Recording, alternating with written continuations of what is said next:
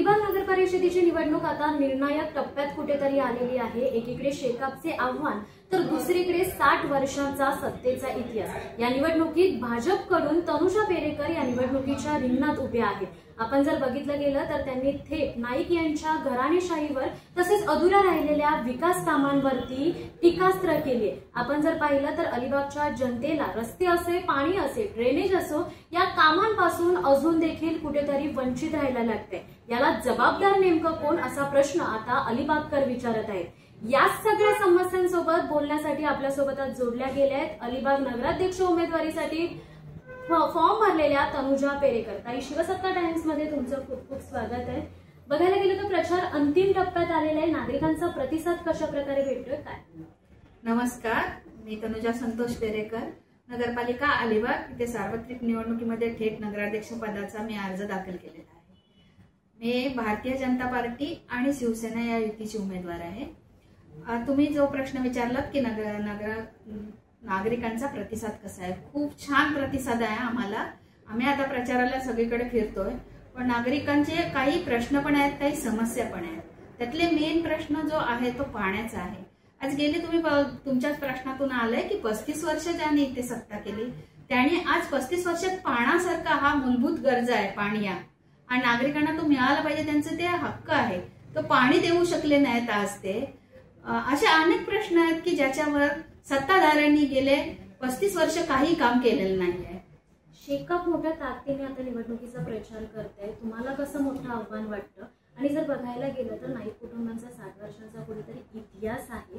लोकांना कसं तुम्ही कन्व्हिन्स करता आणि लोक निवडून का देतील? निश्चितच लोक मला निवडून देतील, कारण का यापूर्वी कधी भारतीय जनता पार्टी आणि शिवसेनेने इथे कुठलेच उमेदवार दिले नव्हते। यावेळेला आम्हाला त्यांनी उमेदवारी दिलेली आहे।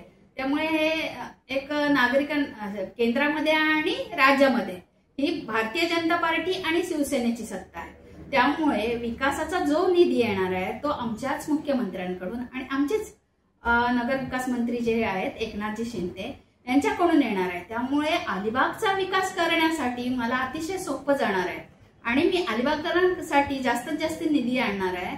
त्यामुळे हा विकास अलिबागकरांचा होणारच आहे। जर बघायला गेलं, तुम्ही आता बोललात त्याच मुद्द्याला अनुसरून घेते, अलिबाग हे पर्यटन स्थळ म्हणून ओळखलं जातं, तरी देखील अलिबागचा विकास अजूनपर्यंत नाही। याला जबाबदार नेमकं कोण वाटतं? या जबाबदार याला शेतकरी कामगार पक्षच आहे, कारण त्यांनी गेली 35 वर्षात काही कामं केलेली नाहीत। त्यांनी कुठल्याही या पर्यटकावर काम केलेलं नाही। वाहतूक कोंडी खूप शहरामध्ये होते, त्याचं कुठेही निवारण केलेलं नाहीये। याला कारणीभूत हा शेतकरी कामगार पक्षच आहे आणि त्यांची सत्ता आहे।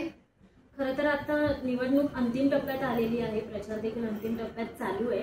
जर बघायला गेलं तर अलिबाग नगर परिषदेचं नाव घेतलं तर घराणेशाहीचा मुद्दा हा जोरदार गाजतो। या घराणेशाहीबाबत काय सांगाल? कुठेतरी ती मोडीत आली पाहिजे?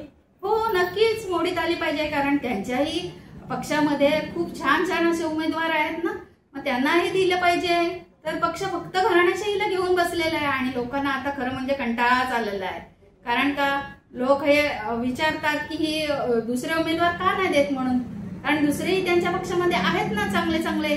जर एखादं नाव घ्यायचंच झालं तर मानसीताई म्हात्रे या आहेत खूप छान डॅशिंग अशा, त्यांना काही उमेदवारी दिली नाही। घराणेशाही का हे चालवतात? त्यांना घराणेशाहीलाच फक्त उमेदवार देऊन स्वतःलाच सत्ताचा लाभ घ्यायचा आहे। जर अलिबागचा मास्टर प्लॅन आहे तो अजून देखील कुठेतरी रखडलेला आहे, तुम्हाला जर उद्या संधी भेटली तर तो कशा प्रकारे पूर्णत्वास येईल? मी अलिबागकरांसाठी विजन घेऊन आले आहे। जसं मी सांगितलं तुम्हाला की केंद्रात ही भारतीय जनता पार्टीची सत्ता आहे आणि राज्यातही आमचीच सत्ता आहे, भारतीय जनता पार्टी आणि युतीचं शासन आहे। त्यामध्ये नगर विकास खातं हे जसं एकनाथ शिंदेकडे आहे, एकनाथ शिंदे साहेबांकडे आहे। त्यामुळे निधीचा आम्हाला कुठेच कमतरता पडणार नाही आणि त्यामुळे माझं विजन असं आहे की आम्ही लोकांच्या जे कामं आहेत, लोकांच्या ज्या गरजा आहेत ते आम्ही एक ऍप लॉन्च करतोय आणि ते ऍपद्वारे लोकांच्या गरजा, लोकांचे प्रश्न, लोकांच्या समस्या हे आम्ही जाणून घेणार आहोत आणि त्याचा अभ्यास करणार आहोत आणि त्या पद्धतीने विकास आम्ही शहराचा करणार आहोत। जर बघायला गेलं तर ताई, अलिबागला एक पर्यटन स्थळाचा जागतिक दर्जा म्हणून आपण ओळखलं जातो, पण इथले जे काही स्थानिक म्हणजे तरुण आहेत त्यांच्या रोजगाराच्या संधीबाबत पुढचं तुम्ही काय पाऊल उचलणार आहात? नक्कीच, त्यांच्या रोजगारांना कसं वाव मिळेल, आपल्याला इथलं स्थानिक पर्यटनावर आम्ही काम करणार आहोत. त्यासाठी आम्ही विजन ठरवलेलं आहे आणि त्याप्रमाणे आम्ही नक्कीच काम करणार आहोत. महिलांचा प्रश्न कुठेतरी आता देखील सुरक्षा ऐरणीवर आहे. एक महिला नगराध्यक्ष म्हणून पुढे महिलांसाठी काय करू इच्छिता? महिला सुरक्षित आणि सक्षम व्हावा याच्यासाठी आम्ही यापूर्वी बचत गट योजना असतील किंवा आमची लाडकी बहीण योजना असेल, ह्या आमचं सरकार आजपर्यंत राबवतच आलंय आणि यापुढेही आम्ही अनेक योजना घेऊन येणार आहोत, ज्याचा फायदा हा इथल्या महिलांना होतील, महिला ह्या सक्षम होतील, यासाठी आम्ही नक्कीच प्रयत्न करणार नाही. काही विरोधकांकडून कुठेतरी टीकास्त्र होत आहे की फक्त निवडणुकीच्या काळातच आता लोकांच्या दारादारात चालल्यात, यावर काय उत्तर? नाही, असं नाहीये. यापूर्वी माझ्या सरकारने आणि केंद्र सरकार असू दे, राज्य सरकार असू दे आणि आम्ही यापूर्वी भरपूर कामं केलेली आहेत. त्यामुळे ही विरोधकांची टीका त्यांना टीका म्हणून करायची म्हणून ते करत आहेत. पण एवढे वर्ष त्यांनी सत्ता करून देखील त्यांनी काय केलेलं नाही ना. आज आम्ही एक आवाहन करते नागरिकांना की या वेळेला तुम्ही आमच्या, जसं मला भारतीय जनता पार्टीने माझ्यावर विश्वास ठेवून मला नगराध्यक्षाचं तिकीट दिलेलं आहे, त्याचप्रमाणे माझ्यावर विश्वास ठेवून माझ्या अलिबागकरांनी मला एक संधी द्यावी. ही विकासाची गंगा ही आपल्या दारात आलेली आहे, याचा स्वीकार करून भारतीय जनता पार्टी आणि शिवसेना यांच्या सर्व उमेदवारांना बहुमताने निवडून द्यावे, ही कळकळीची विनंती मी सर्व माझ्या अलिबागकरांना करत आहे.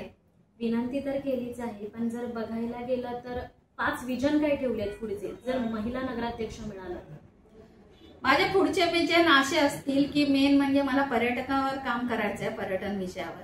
दुसरं म्हणजे पाणी पुरवठा हा मेन प्रश्न आहे. का आजही मी जिकडे राहते तिकडे टँकरद्वारे पाणी पुरवठा केला जातो, त्या प्रश्नावर मला काम करायचं आहे. ड्रेनेजची लाईन इथे व्यवस्थित नाहीये, त्यावर मला काम करायचं आहे. दुसरं म्हणजे इथले जे रस्ते आहेत, तसं तुम्ही सांगितलात, ते मला खड्डामुक्त करायचे सर्व रस्ते. आणि चौथं म्हणजे इथे एक स्वच्छ सुंदर असं एक मार्केट, भाजी मार्केट आणि मच्छी मार्केट असावं असं मला वाटते, जिथे सर्व मच्छी आणि फळं व्यवस्थित प्रमाणात मिळतील. त्याच्यासाठी पण मला काम करायचं आहे. भाजपने एक विजन ठेवलंय की विकासाचा अजेंडा म्हणून, या मुद्द्यावरती सगळे प्रचार वगैरे आणि निवडणूक देखील चालू आहे. तुम्हाला निवडून देण्यासाठी उमेदवार म्हणून नागरिकांना काय आवाहन करा? मी माझ्या अलिबागकरांना आवाहन करेन की आम्ही जो संकल्पपत्र केलेला आहे त्याच्यामध्ये आम्ही आमचे मुद्दे मांडलेले आहेत. त्याच्यामध्ये प्रामुख्याने माझा मुद्दा असेल पाण्याचा असेल, ड्रेनेज लाईनचा असेल किंवा अनेक मुद्दे आहेत. ते सर्वांचा विचार करून या वेळेला आम्हाला आम्ही भारतीय जनता पार्टी आणि शिवसेना प्रथमच कमळ या चिन्हावर आणि धनुष्यबाणावर चिन्हावर या निवडणूक लढवत आहेत.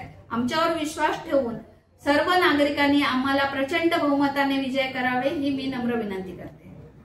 जर बघायला गेलं तर वरून विकास दिसतोय, पण अलिबागचा खरा विकास अजूनपर्यंत झालेला नाही, याबाबत काय सांगाल?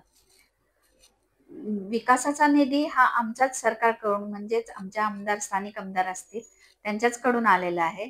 पण इथे जी सत्ता आहे ती शेका पक्षाची आहे, त्यामुळे त्यांनी असा विकास असा शहराचा केलेला नाही. जेव्हा मी आता गल्ली गुल्ल्यातून प्रचारासाठी फिरते, तेव्हा सर्वसामान्यांच्या ज्या समस्या आहेत की त्यांच्या मूलभूत गरजा आहेत, तिथे कुठेही विकास झालेला नाही. म्हणजे उदाहरण द्यायचं तर कोळीवाड्यातल्या इथले गल्ली गुल्ल्यात जेव्हा मी फिरते, तिथले रस्ते अतिशय खराब आहेत.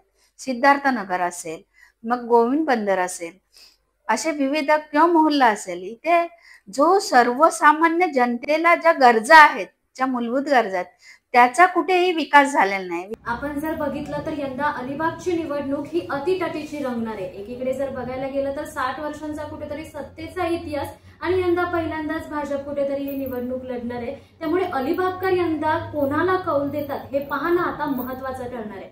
मी धनश्री, शिवसत्ता टाइम्स, अलिबाग. दे धडक बेधडक वृत्त देणाऱ्या आपल्या शिवसत्ता टाइम्स न्यूज चॅनलला लाल बटन दाबून सबस्क्राईब करा आणि बेल आयकॉनला क्लिक करायला विसरू नका.